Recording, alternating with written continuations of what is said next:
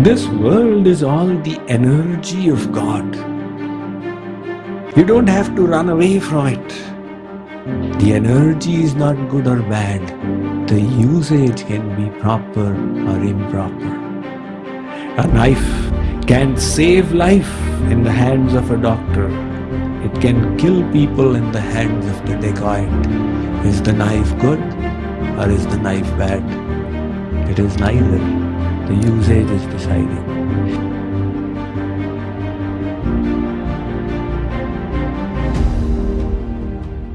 Ahimsa. Ahimsa is non-violence. But non-violence is not only in actions. It's also in thoughts. It's not that if you have not taken a stick and hit somebody, then you are non-violent. It's possible your words hurt that other person. That is also hinsa. Before the Great Wall of the communist bloc countries collapsed, there was this wall of Berlin between West Germany and East Germany. So at that time, East Germany was a part of the communist bloc. So one day, some spiteful East Germans, they took a whole lot of garbage cans and filth and rubbish and threw it over. Now when the West Germans received this gift, some of them were incited to become violent and give a tit-for-tat reply. The others said, no, this must be handled in a better way. So they filled cans of edibles and tinned foods and clothes, etc., and threw it back and said, each person gives what they have. What we have, we are giving to you. What you gave, never mind. Now you see, they silenced them off by their non-violent attitude. First of all, become non-violent. You may say, why should I become non-violent? For your own benefit, you wish to purify your mind, right? If you think of hurting others, if you think negative towards others, they will be hurt later on. You will be hurt first of all. It's something that the Dalai Lama teaches by his example.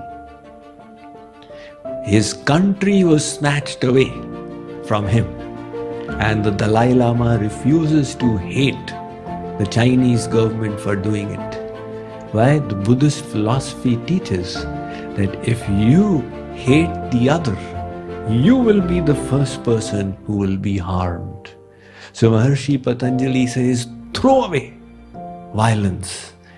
Don't, either in thought, word or deed, ever think of hurting anyone. And Satya. Satya is the commitment. Truthfulness, a commitment to it.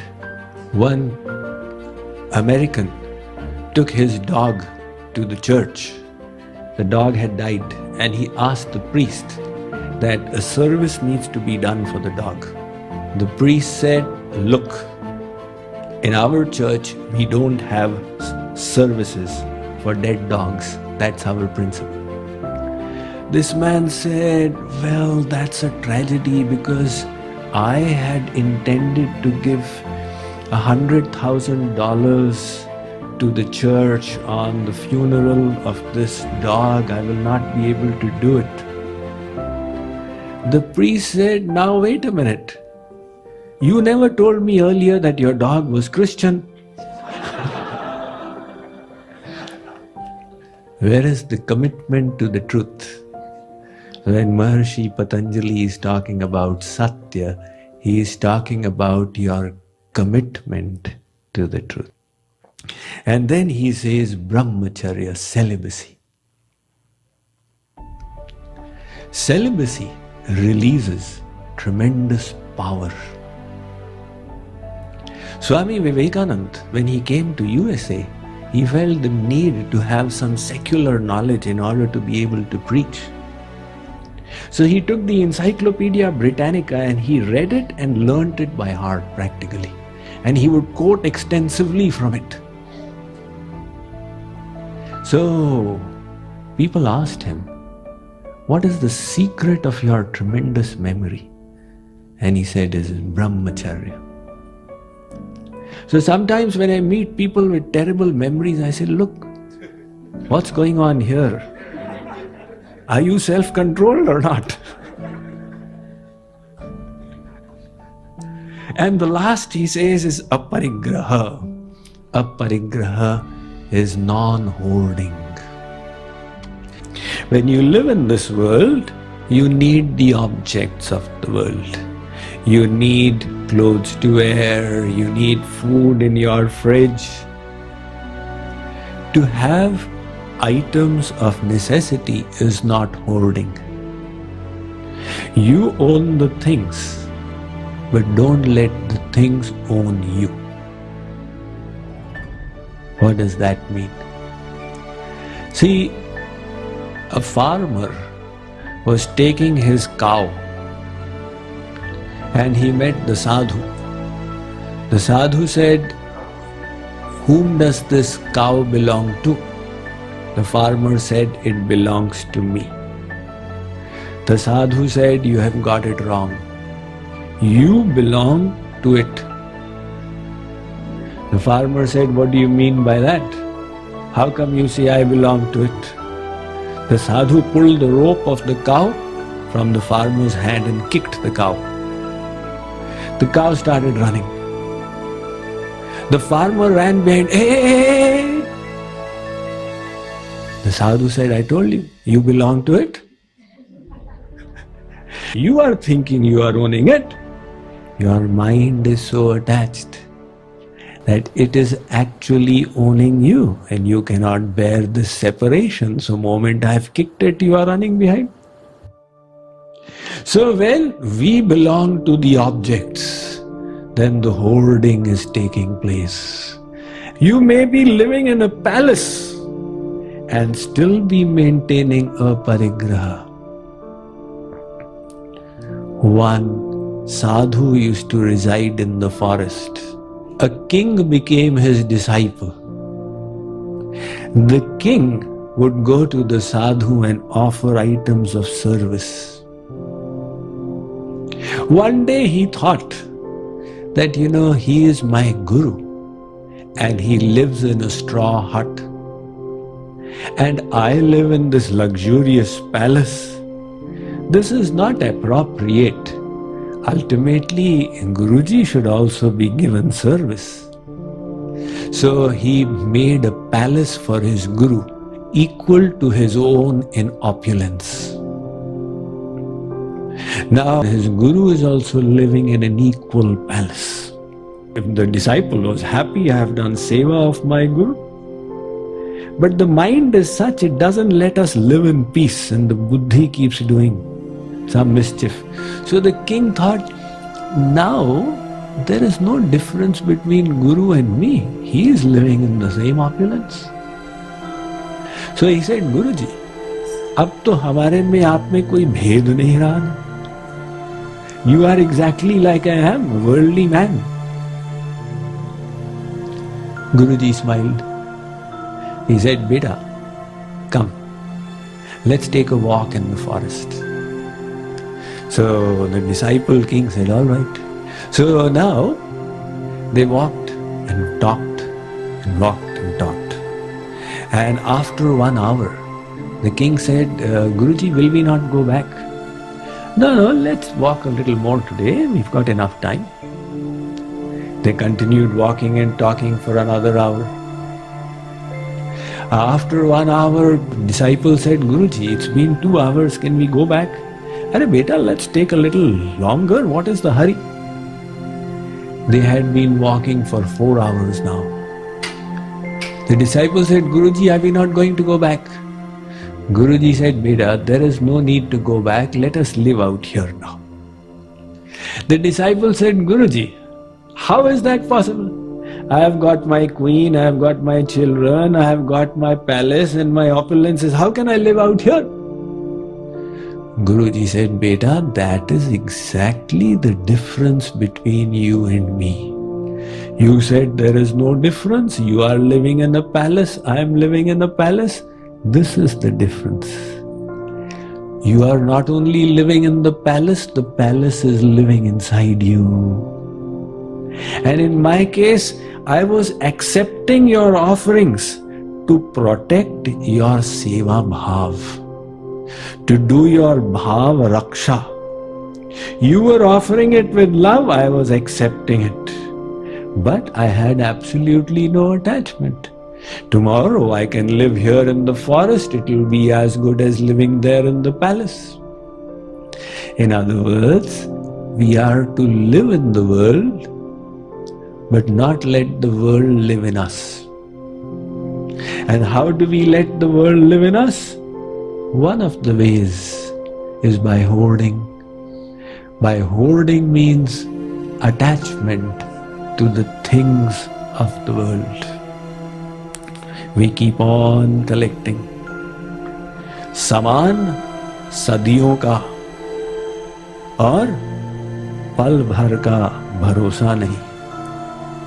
The human form is such, there is no guarantee of one moment, and yet the objects we collect are for lifetimes.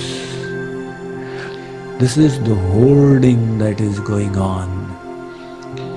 Maharshi Patanjali says the hoarding will cripple your freedom of mind. And the yam is no hoarding. How will it cripple the freedom of mind? There was one trader.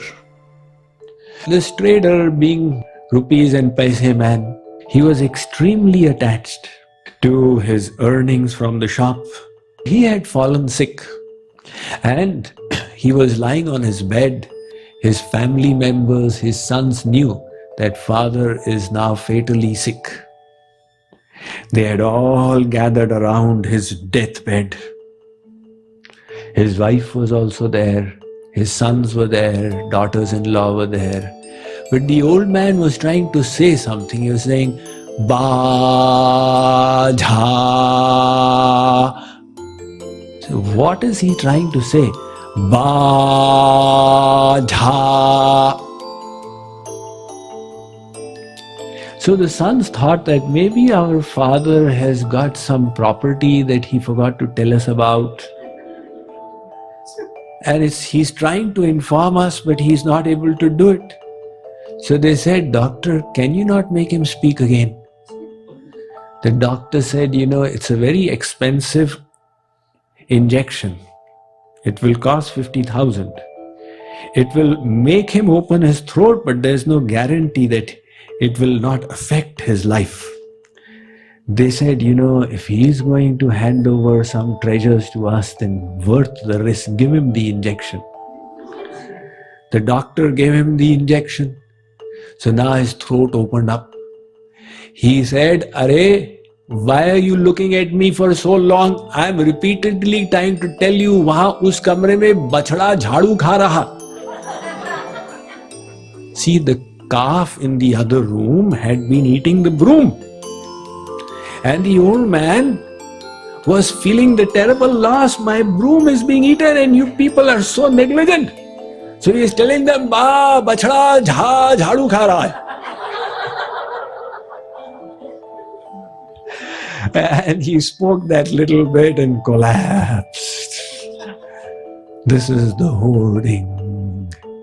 So Maharshi Patanjali says, free yourself from the hoarding. Decide that only what is necessary and the rest will give it away. We don't need to run away from money. Some people see money as material and detestable. Nothing in this world is material by itself. It is the consciousness. You see, there was great devotee of Lord Krishna called Bhakti Vinod Thakur. He would say, to beget a Krishna conscious child, I will have sex 100 times. In other words, he is seeing that as a service to God, to get a Krishna conscious child. This world is all the energy of God. You don't have to run away from it. The energy is not good or bad. The usage can be proper or improper. A knife can save life in the hands of a doctor. It can kill people in the hands of the dacoit. Is the knife good or is the knife bad? It is neither. The usage is deciding. Similarly, money in itself is a Shakti of God. Some people worship it as an expression of Lakshmi Devi. It's the Shakti. You use the Shakti in the service of Shaktiman. Get all you can by legal means and give all you can. Give it all in seva. So when you give it all, then it is used in the service of God. So whatever is required for our body, after that we give it away in service. It belongs to God. It is for Him. This is the non-hoarding tendency.